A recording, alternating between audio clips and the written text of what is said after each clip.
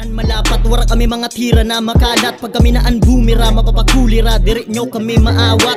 An hip-hop kalbayog nagkausa. Muragan watawat ako mubira. Paangat kam ako sa ubos. Kung may damang kuto ako magtudos. Yan na.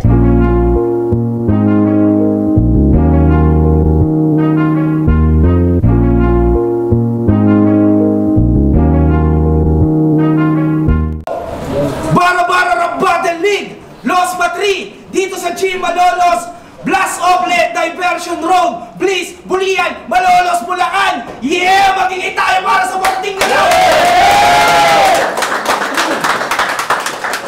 Yung laban na to, bahagi ng Rurok 2 Tournament. Siyempre, bago yun, gusto ko lang magpasalamat sa G Malolos para sa pagpapagamit ng venue. Siyempre sa Shinma Bar, sa Viabro, kay Boss Amon B, Miss Ara Andres, sa Explore Klo, Team Explore, sa RX Panda, sa Pinoy Boulevard, kay Madam Erlyn Xiao, sa A-Void, sa Triple A Light and Sound, at may MC sa aking kaliwa. Galing pa ng Samar pero nasa Apalit, Pampanga siya ngayon. Magiging tayo para kay T-Dre. Saint Jer, sa hipag ko, NCSD, sa family ko. Yun. Ay, dito lang po. Yo, syempre merong MC sa aking kanan. Galing pa ng QC. Magiging tayo lahat para kay Vicente. Full rap battle, syempre. Shoutout sa asawa ko, sinamahan ako. Black Manila, Bara-Bara. Yo, syempre, maraming salamat din sa lahat ng liga nandyan, mga tropa sa FRBL, sa Pulo, sa Moto, syempre, number 1, Flip Top.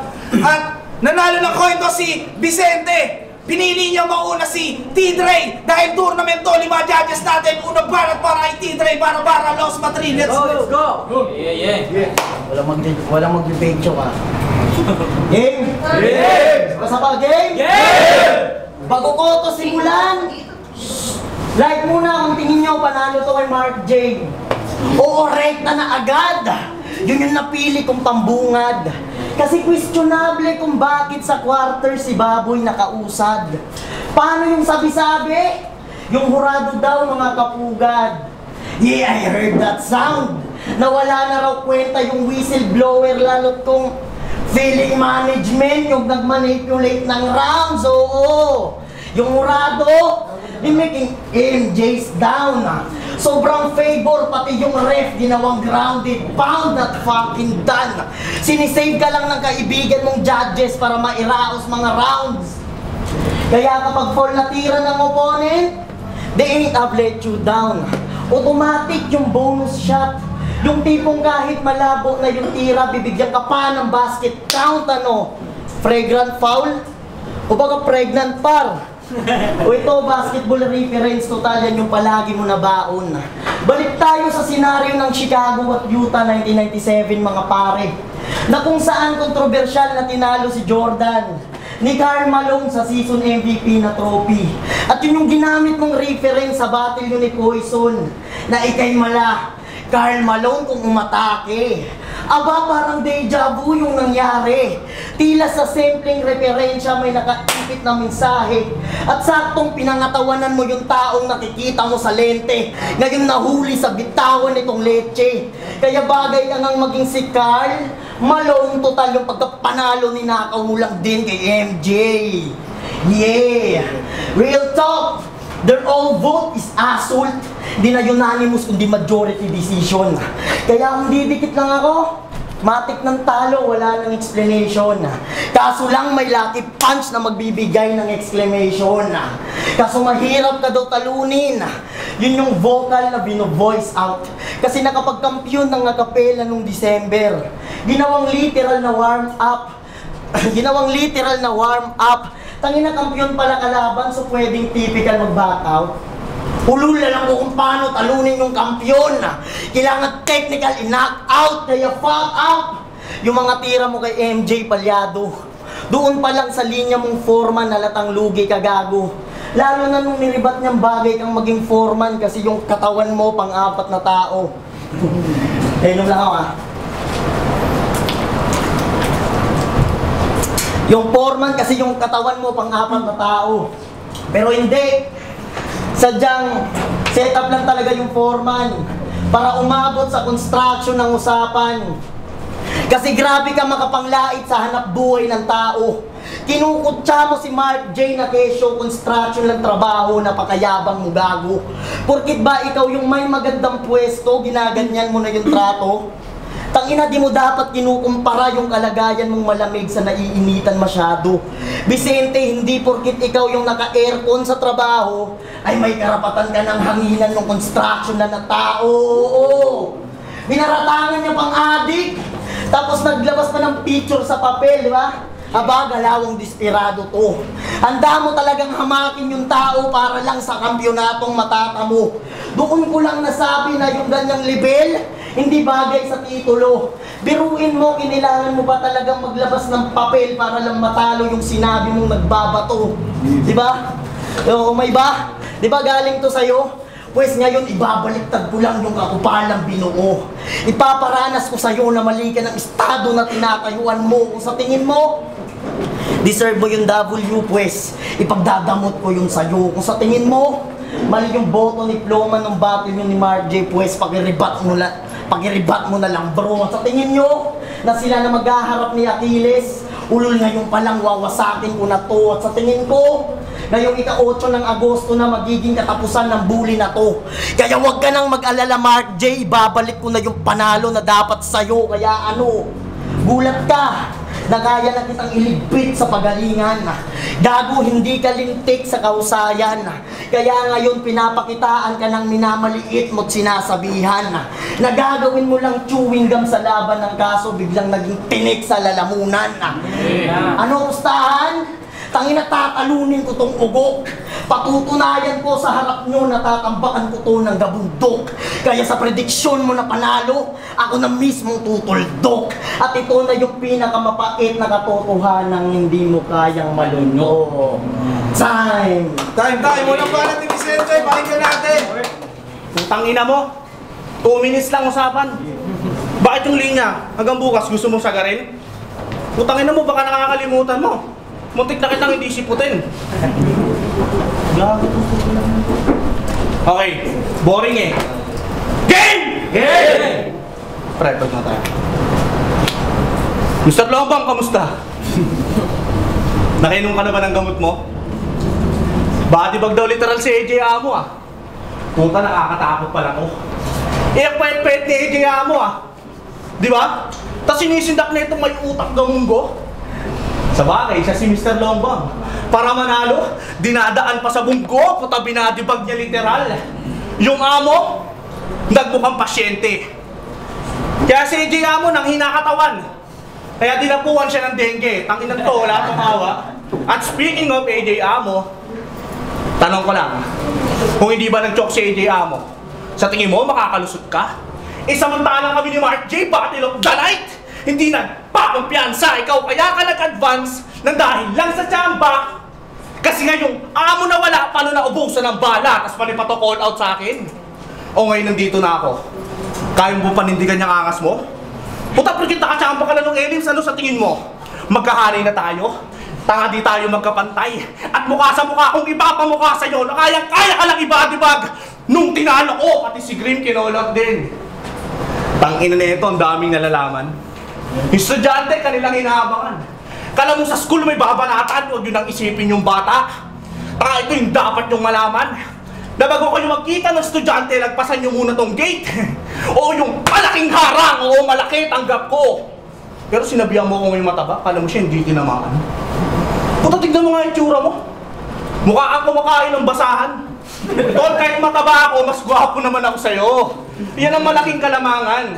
Kasi tiyan lang malaki sa akin pa nag-diet pa ako. Puta, tapos na ang usapan. Tanginan to.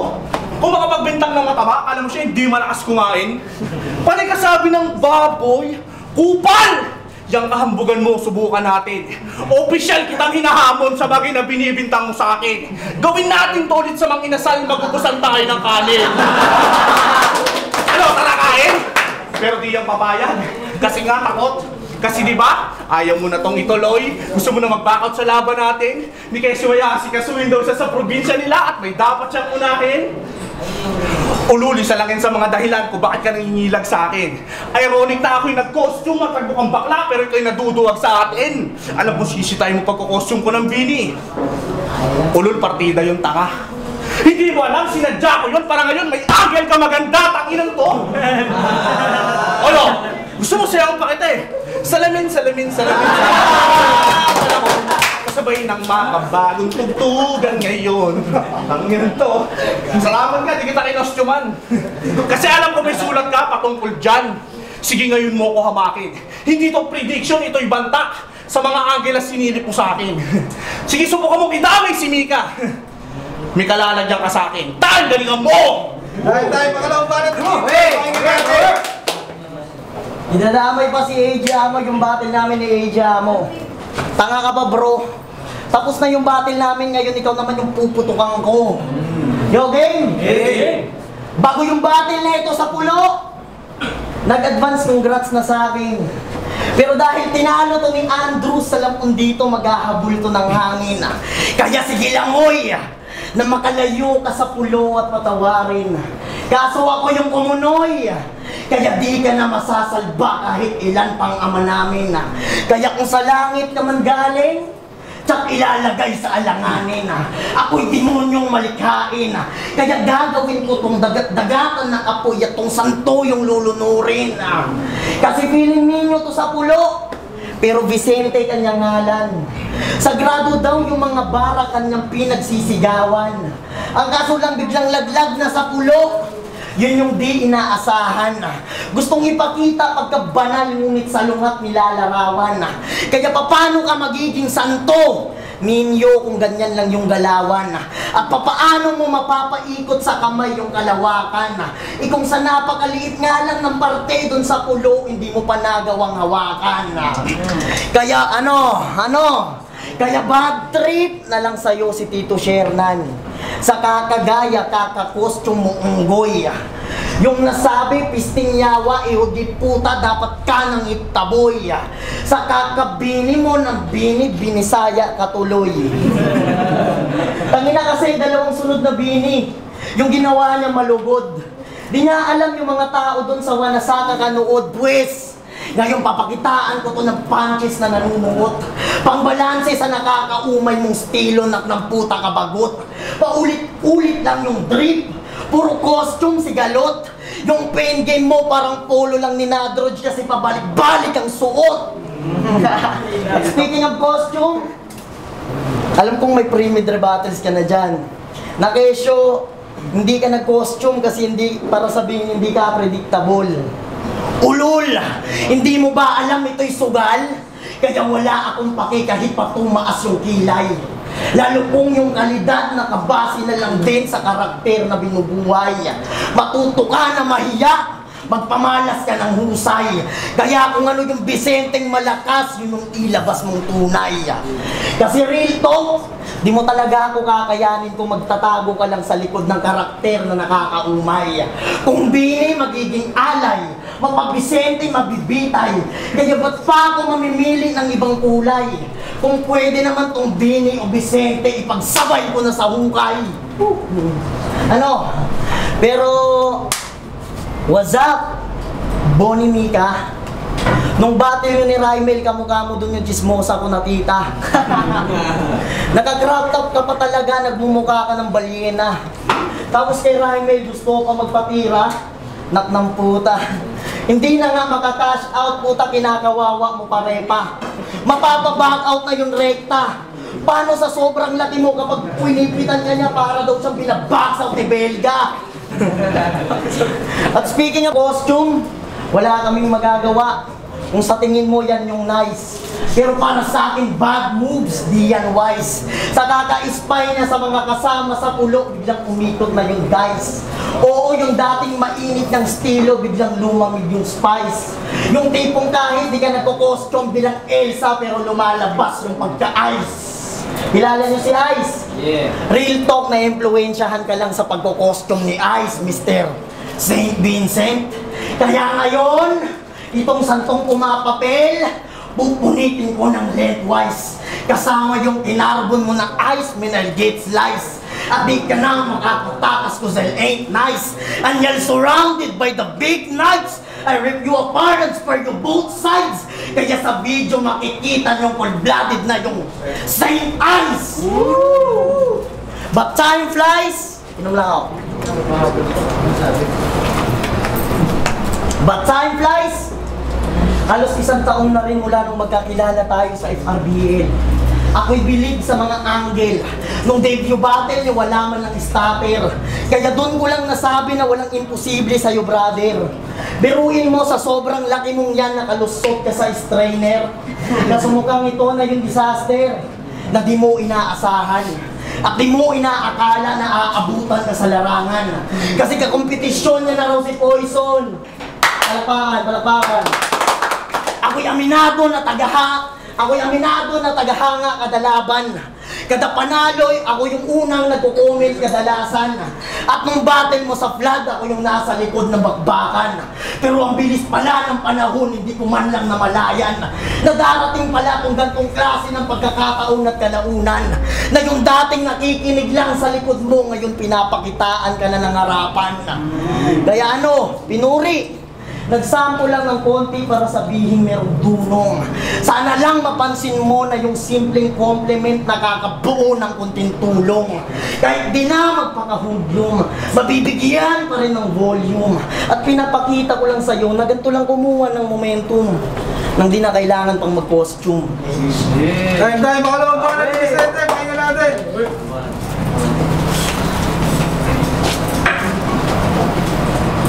Bini, pagko-costume, Poison, Mark J. Mag-aangas ka pa, putang ina mo, na-predict kita. O sige, di na ako masyado magre-rebat kahit pa paano may laban-labang ka. Down to game! Ang ina yun na yun? Puta masyado naman natang easy. Tang inang to, ilan din pala gagawin mo, di sana nagkupala na lang tayo sa GC. Ang inang to, puta, bay na bay talaga eh. Sa tanong muna ko. Halika rito. Hoy, tangina mo, halika rito.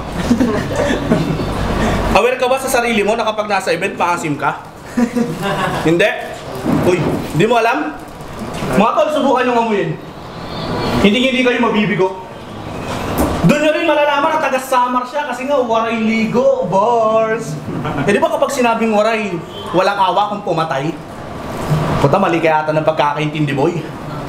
Tol, pag sinabing waray matapang, hindi yung amoy.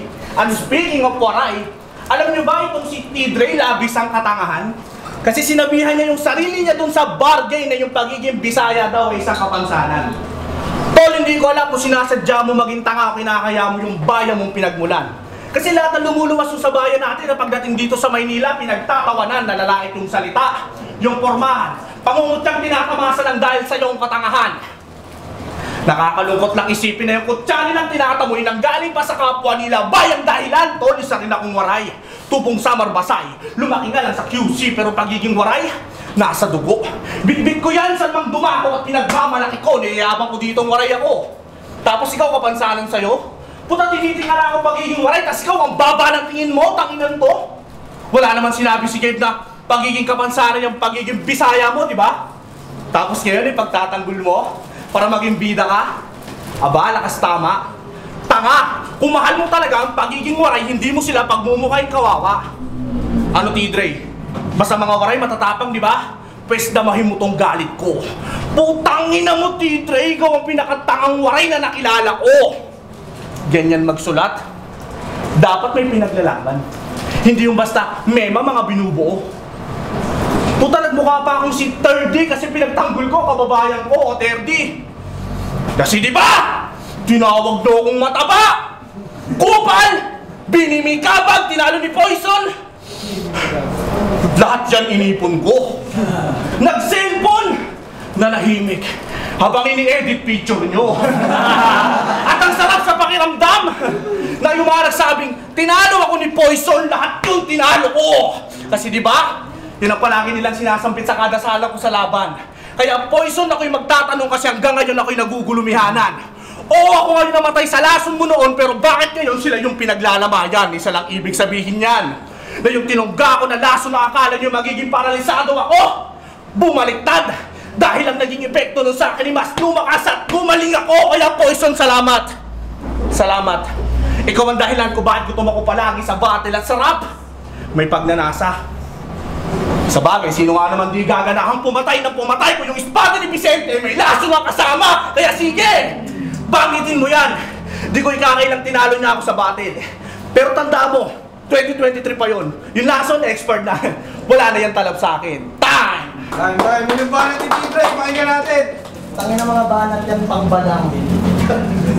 Wala pang nananalo sa'yo na nagsabi na si Poison na talo ka. Tangin na mo, ako pa lang. Yo, gang! Yeah! Balikan naman natin! Yo, gang! Gang! Game! Game! Balikan naman natin yung linya niya sa Malolos. Sa sarado. Boy, okay ba? Tangina mo, ibibisto ko naman sa kanila na cloud chaser ka. Isa pa, gang? Yeah! Kasi sabi niya sa Rurok Dos, salamat Kuya Sinay na hindi ko sasayangin itong pagkakataon. Pero sayang kung napaaga lang sana yung pagsalang ko nun. Malamang walang mison na magkakampyon. Di ba sinabi mo yon? Tangina, ultimong corona ng mison, gusto niya pa maagaw. Tung baboy matakaw. Desperado na manalo kaya handa siyang umibabaw. Biglang in-all out yung kampyon para attention yung manakaw. Tanginang kulit, masyadong mababaw. Tanginang kulit, masyadong mababaw. Kasi hindi lang naman simpleng call out nakikita ko doon, kundi inggit mong umaapaw. Ano? Tapos ikaw pa yung mahilig mag-reference ng sugal? Para gawin natin tongits ng bakbakan. Total alam ko naman na marami ka pang barahan na paghuhugutan. Kaso noon pa nagkaalaman.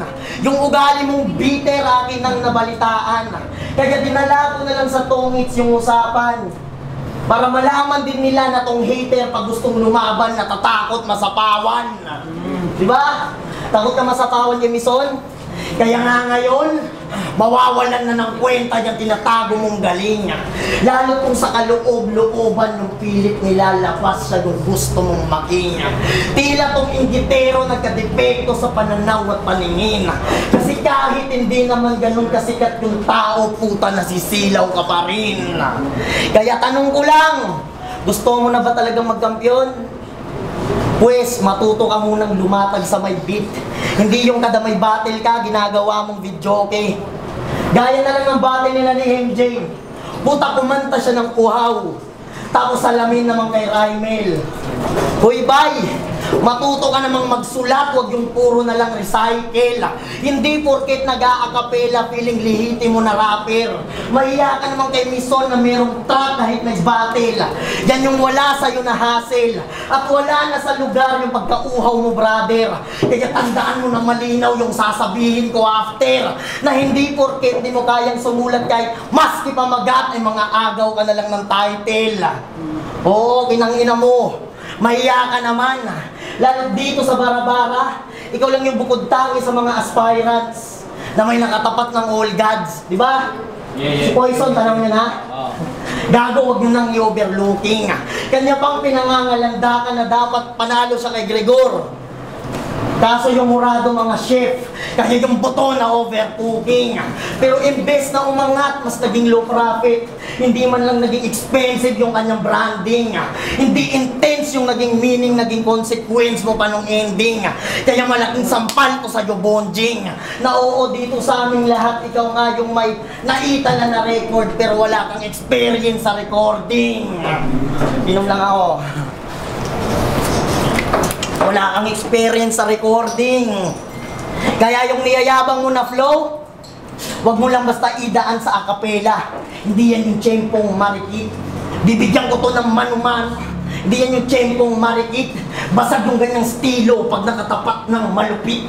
Bibigyan ko to ng manumano gamaglik. Kaya bago mo iyabang mga flow mo na legit, baka pare pagka pwede, pakitest night muna yan sa beat.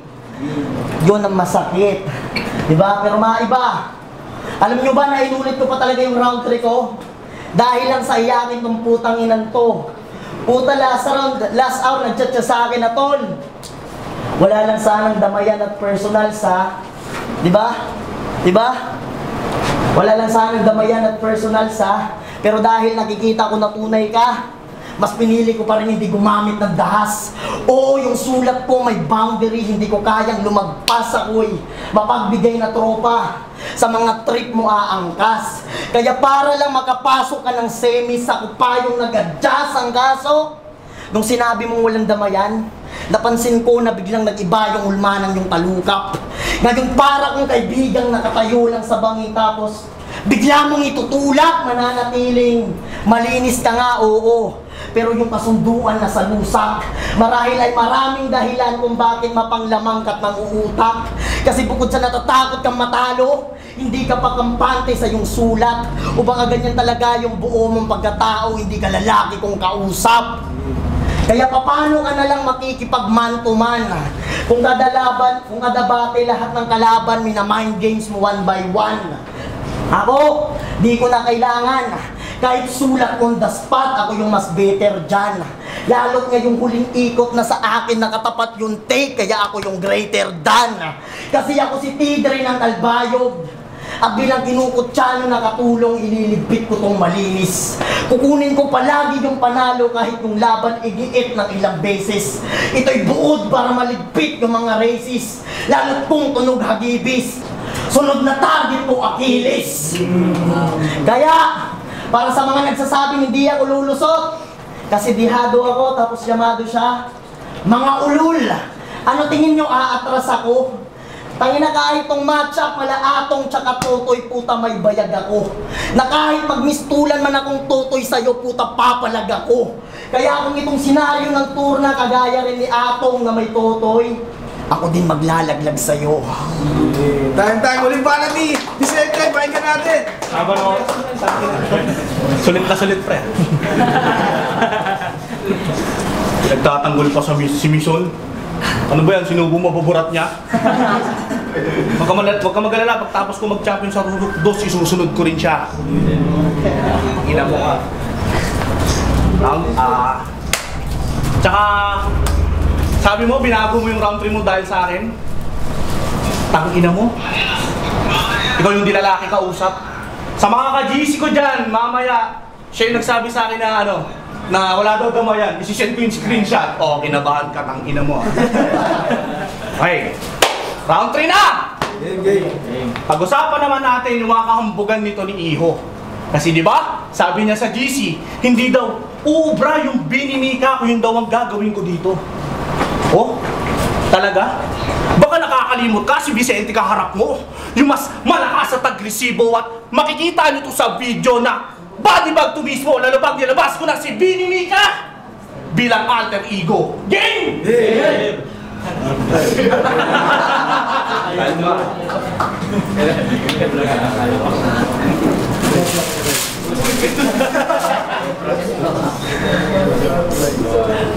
Malang judges ha, mahaba oras niya.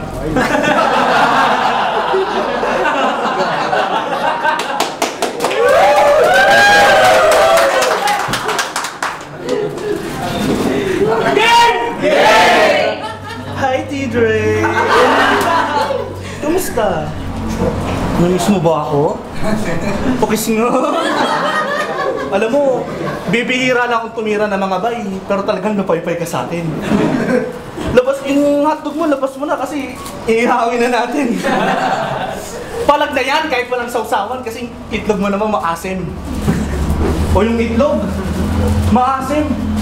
Naamoy pa ng bini mga par. O pasukin sa panlasa, nasa pak pa rin kasi nga binigar panis. Sino ka nagpa-bars? O puta ng pipi ko no! Alatang iiyak na yan! Lahat ng fan ng bini! Gising naman dyan! Sabay-sabay natin sigawan si Tidre ng machuchu pa ka dyan! Machuchu pa ka dyan! Machuchu pa ka dyan! Ano Tidre? Kaya pa? Huwag kang magreklamo, ginusto mo to. Kasi di ba? Gusto mong sukatin aking lalim tara sa dagat lumapag. Pwes katapat mo, impluensya ni Glock. Isa sa mga tinuring na alamat. Kaya sige lang, tawagin mo lang akong bakla nang dahil lang sa pagganap. At kayo mo sabihin, di ba, lalim aking sulat ngayong Sirena kaharap o Glock 9. Sirena, puta nagawa ko pang isalin. Puta kakasilip niya sa ganda ko, di niya naman alam nalulunod na siya sa lalim. Puta bay ano? Puta bay ano? Alam mo magkaiba tayo?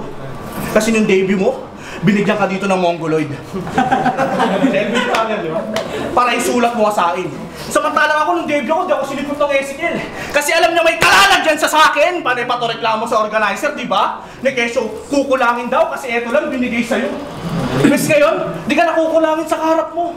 Hindi ako nagsusulat ng barya-barya, tatanggapin mo to ng buo, kaya ikaw, galingan mo. Huwag ka maging petix boy dahil kung sasabihan mo na akong bakla sa pagko-costume. Tol, wag mo nang ituloy dahil itong laban, magiging digdigan to boy. Takina, itong laban magiging digdigan to boy. Takina. Yo.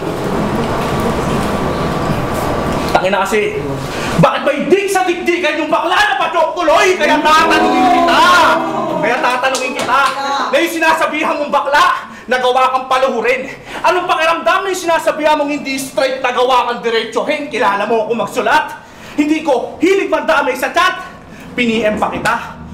Tol, sa gantong sulat, alam mong badibag ka na, kaya isipin mo na lang paano kung ginagawa ko pa. At last, first round pa lang nagturna. Nagbanta na ako sa lahat na yung bracket. Tatrabahuin ko ng malinis. Kaya kahit ba bang lumaman yan o akinis tang ina nyo, kita-kita sa semis. Time! Dahil magiging tayo para sa laban niyo!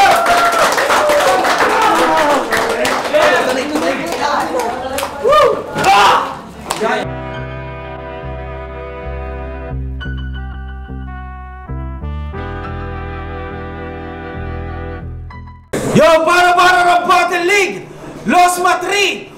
Rurok 2! T-Dre laban kay Vicente! At ang mag-a-advance sa tournament para sa semis, ang boto ng Urado, 4-1! Magingay tayong lahat para kay Vicente! Shoutout, judges! Yo, putangin na. Lakas. Battle of the night. Yun, natupad na rin, tangin na. Request yan, Battle of the Night. Salamat kay Kesina, salamat sa asawa ko. Ryan Ferrer Pido, shoutout sa inyo. Hindi ko na may isa-isa, puta, ang dami. Salamat sa lahat na pumunta. Yo! Shoutout sa mga tropa ko sa Albayo. Bawi tayo next time, wala. Salamin, shoutout lang. Judges! Pinuto ko si Vicente. Round 1, medyo talaga naging momentum ni Vicente. Kala ko medyo kuhan ni T-Dre kasi ang ganda ng mga records niya. Round 2, may T-Dre yun kasi yung puntos na nakuha niya sa akin talagang nakita ko suntok na suntok. Round 3, nadala ko ng pakulong ni Vicente. Sobrang pupit niya. Tsaka yung mga fake jokes niya. Galing, tsaka yung pakulong.